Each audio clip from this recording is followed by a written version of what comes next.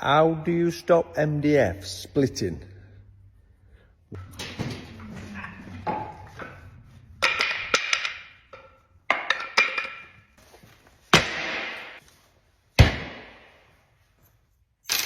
So somebody's asked me, how do you stop MDF from splitting? So when you join two pieces of MDF together like that, when you're making a piece of fascia or something, sometimes when you screw into the MDF, in fact most of the time, it will split. So how do you stop this happening?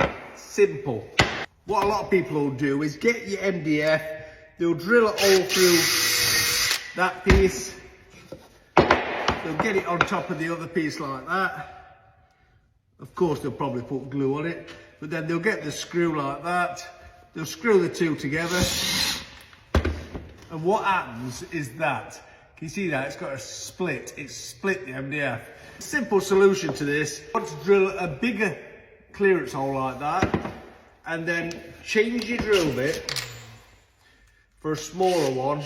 Well, you can actually get bits now with both bits built into one, as well as a countersink bit as well. So if you've got one of them, all the better. But if not, just swap your bit for a slightly smaller bit, one that's just slightly smaller than the threads of your screw. So get your wood exactly where you want it, get your smaller drill bit,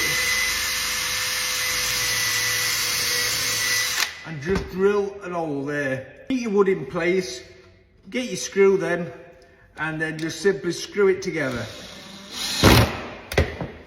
And as you can see, no splits. As I say, drill a larger hole through your first piece. That's commonly known as the clearance hole. And your smaller hole through your other piece, that's called a pilot hole.